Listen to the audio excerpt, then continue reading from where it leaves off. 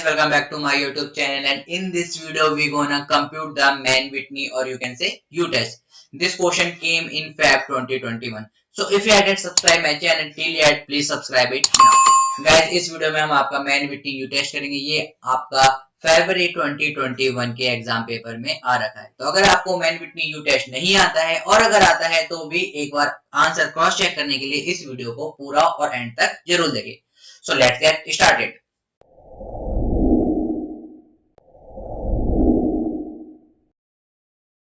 तो गाइस हमारे पास दो डाटा दे रखा है, आपका group A and group B. मैं ग्रुप ए को हम मान लेते हैं डाटा 1 और ग्रुप बी को मान लेते हैं हम डाटा 2।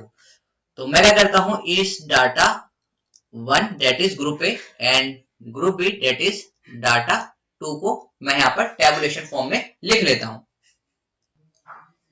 सो गाइस ये हमने डाटा लिख लिया है, आपका जो ऊपर था डाटा 1 एंड डाटा 2। नाउ हमारा सबसे पहला स्टेप क्या होता है कि इनकी रैंकिंग देना। तो जो आपका डाटा 1 है उनकी जो रैंकिंग हम दे रहे हैं उसको मैं डिनोट कर रहा हूँ R1 से, और जो डाटा 2 है उसकी जो मैं रैंकिंग दूंगा उसको मैंने डिनोट कर रहा हूँ R2 से।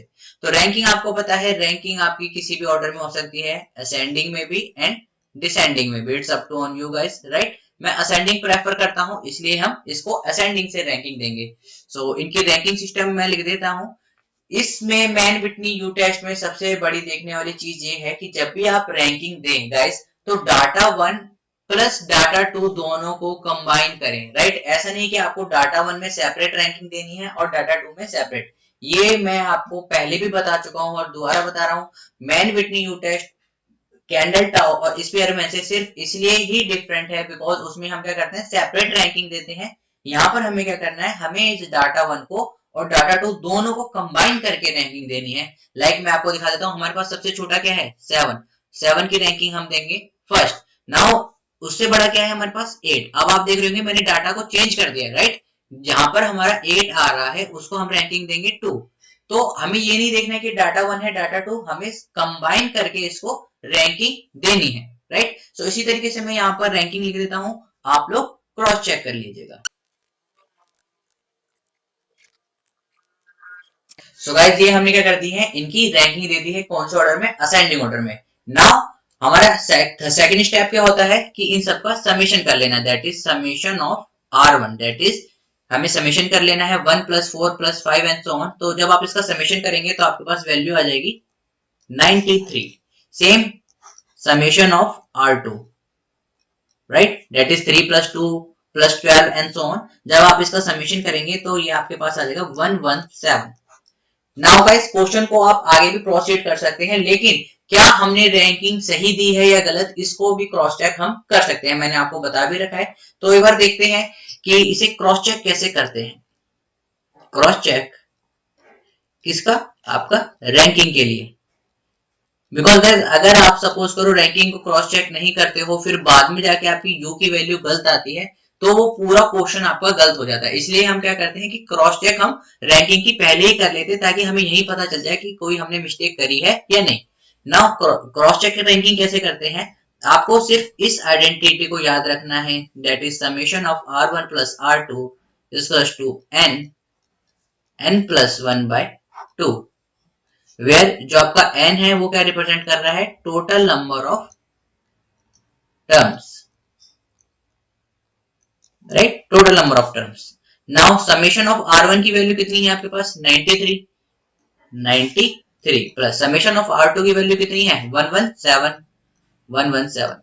Now total number of term, अगर मैं टोटल नंबर ऑफ टर्म की बात करूं तो जो नंबर ऑफ टर्म है डाटा फर्स्ट में, दैट इज डाटा फर्स्ट में जो नंबर ऑफ टर्म है वो कितनी है 10। इन सबको आप काउंट करोगे 7 18 20, दैट इज ये टोटल नंबर ऑफ टर्म कितनी है, यहाँ पर हमारे पास कितनी वैल्यू है 10 वैल्यू। सेम अगर मैं डाटा 2 की बात करूंगा तो नंबर ऑफ टर्म हमारे पे कितनी है, यहाँ पर भी हमारे पास नंबर ऑफ टर्म 10 है। Now 10 + 10 that is 20। जो आपका n होता है दैट मीन आप यहाँ लिख सकते हो कि जो आपका n होता है वो आपका n1 + n2 के बराबर होगा, राइट। दैट इज 10 + 10, तो हमारे पास वैल्यू कितनी आ गई n की वैल्यू 20। नाउ 20 + 1 डिवाइडेड बाय 2, 2 10 जा 20, राइट। 93 + 117 जब आप इसको ऐड करोगे दैट इज आपको कितना आ जाएगा 2110। जब आप इसको भी सॉल्व करोगे ये आप आ जाएगा 10 मल्टीप्लाई बाय 20 प्लस 1 21 21 इंटू में 10 2 1 10। दैट मीन कि जो हमारे पे वैल्यू आ रही है वो एकदम एक्यूरेट आपकी आ रही है, राइट। सो यानी कि 210 इज 210, दैट मीन जो हमने ये आइडेंटिटी यूज करी है ये भी हमारी बिल्कुल परफेक्ट है और हमने अभी तक यहाँ पर ये सही करा है, राइट।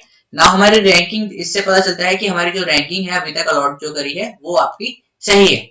ना हमने दो स्टेप कर चुके हैं। पहला स्टेप था आपका रैंकिंग देना, दूसरा स्टेप था आपका समेशन ऑफ रैंकिंग कर लेना। स्टेप थ्री आपका क्या होता है, यू वैल्यू निकालना। सो यू वैल्यू कैसे निकालते हैं, यू वैल्यू का आपके पास फॉर्मूला होता है n1 plus n2 plus n1 plus 1 this divided by 2 minus summation of r1। Guys ये जो आपकी वैल्यू है ये किसके लिए है, आपके डाटा फर्स्ट के लिए है। रिमेंबर सेम आपका जो डाटा 2 होता है उसके लिए भी फॉर्मूला यही होता है, that is n1 n2 plus n2 n2 plus 1 divided by 2 minus summation of r2। Guys याद करने का इसका देखो एक बहुत ही अच्छा तरीका है। अगर हम डाटा 2 की बात करें तो नंबर ऑफ टर्म को हमने n2 से रिप्रेजेंट करा है और summation of r2 that is rank को हमने r2 से रिप्रेजेंट करा है।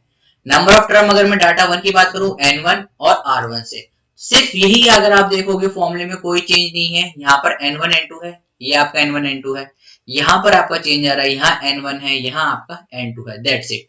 यहाँ आपका समेशन r1 है, यहाँ पर आपका समेशन r2 है। अदरवाइज फॉर्मूला हमारा क्या है, बिल्कुल सेम है, राइट।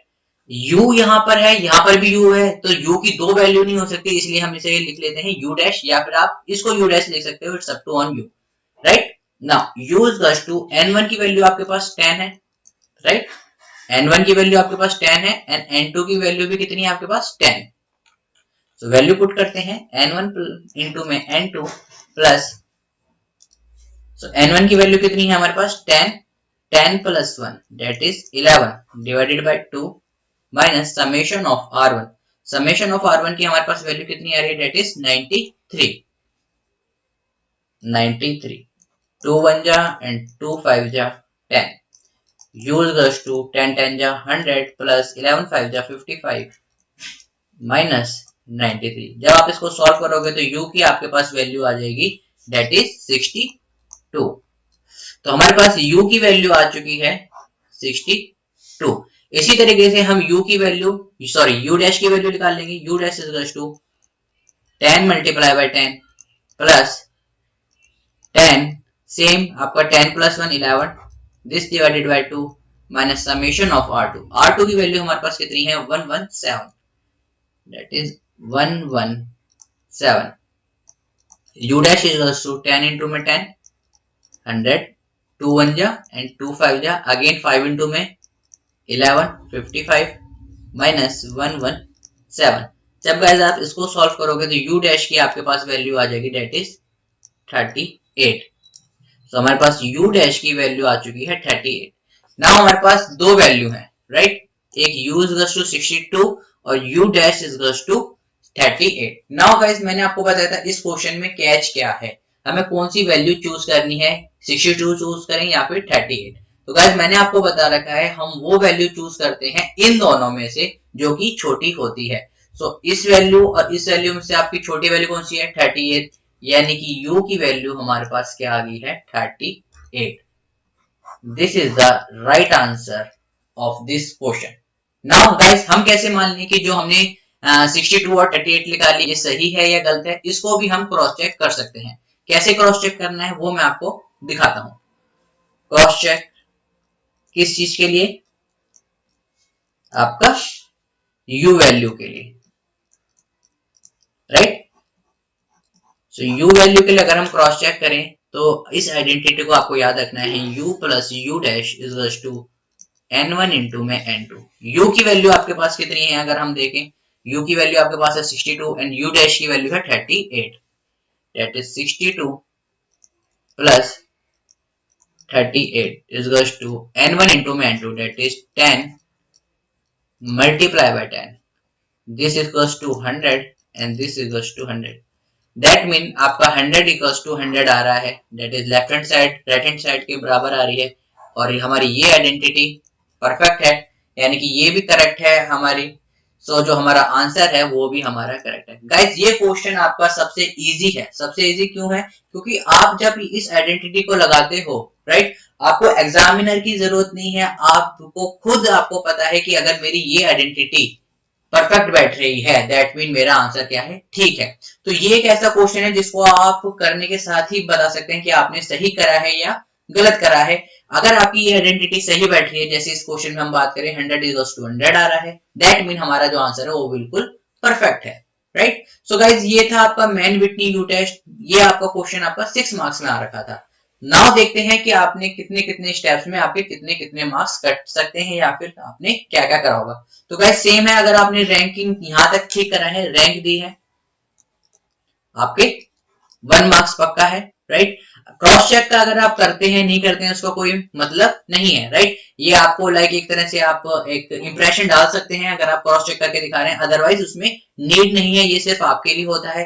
1 मार्क्स का आपका ये वाला फॉर्मूला है, 1 मार्क्स का आपका ये वाला फॉर्मूला है। टोटल मार्क्स हो चुके हैं अभी तक 3, राइट। नाउ 1 मार्क्स आपकी यू वैल्यू के लिए, 1 मार्क्स यू डैश वैल्यू के लिए, और 1 मार्क्स आपका यू वैल्यू इन दोनों में से सिलेक्ट करने के लिए। तो आप देख रहे होंगे सिर्फ इस चीज में एक एक मार्क्स है। आपका रैंकिंग के लिए 1 मार्क्स है, आपने जो फॉर्मूले पुट करे हैं उसका आंसर जो आए हैं उनके लिए 1 मार्क्स, राइट। इस तरीके से आपके 6 मार्क्स टोटली डिवाइड हो जाते हैं।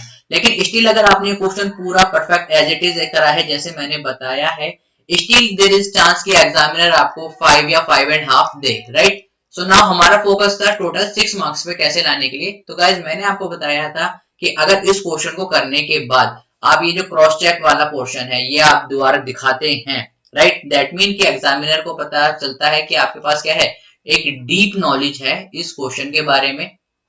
तो ये दिखाते हैं, प्लस आप क्या लिखते हो, आप स्टेप्स जरूर लिखते हो हर क्वेश्चन में, दैट मीन आपके फिर 6 आउट ऑफ 6 मार्क्स पक्के हैं। तो गाइस इस तरीके से आपको करना था, स्टेप्स भी लिखने थे। अगर नहीं लिखे हैं तो इट्स अप टू एग्जामिनर कि हाँ वो आपको 6 मार्क्स दे भी सकता है या फिर 5 मार्क्स दे सकता है, लेकिन आपको 5 से मार्क्स कोई कम नहीं देगा अगर आपका आंसर बिल्कुल एज इट इज जैसे मैंने आपको बताया आपने लिखा है। सो गाइस मिलते हैं नेक्स्ट वीडियो में, तब तक के लिए stay safe, stay home, keep smiling and keep gathering lots of memory. Have a great day and thank you all of you.